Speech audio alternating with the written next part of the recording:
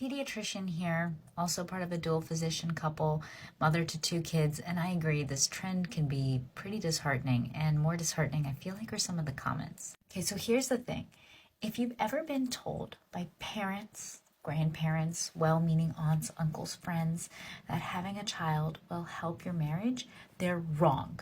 Having a child is not the way to test yourself and try to bring yourself closer, because you are putting 2 people who are already potentially a little strained in an even more strenuous circumstance. Multiple strenuous circumstances. We're talking about feeding a baby, trying to put a baby to sleep, caring for this baby. You are constantly now having a human life force that is dependent on either of you. That huge shift is going to absolutely put stress on you as an individual and then stress on you as a couple. So I highly do not recommend thinking that children are going to be something to bring you all closer together. Now, retrospectively, you can absolutely look back on the first 2 years of your, rearing children and maybe look back when your children are in high school and be like, yeah, that was really great. And now we're a much stronger couple. But when you're in the thick of it, children do not make your marriage better.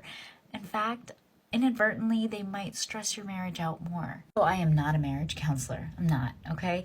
And I'm not going to pretend that I am here to give parenting advice. We've already debunked one myth in my eyes, that a child will naturally bring you all closer together. The second one I'm going to say is that things are split up 50-50. Maybe before you have children, you're thinking that somebody takes out the trash, somebody makes dinner, somebody fills the dishwasher, somebody always makes the bed. It's not going to be that way after you have kids. So I really strongly advise that stop keeping score. Keeping score becomes toxic because it will never be 50-50. That doesn't mean one person always has to do everything and the other person does the other 10%.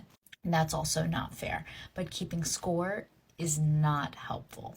My last piece of advice, and again, I'm not a marriage expert, not a therapist, but I will say that everyone's marriage gets tested by kids, is the idea that children always come first.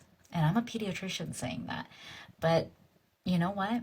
Your children need you to be happy, healthy, thriving emotionally and physically. So sometimes that means putting yourself first, putting your significant other first, putting your marriage first, before potentially always sacrificing and laying yourself down for the sake of your children. Because your children will grow up. They will potentially go to school, leave, have their own lives, but you're going to be having this life potentially with your significant other for years and years to come. And you want to nurture that.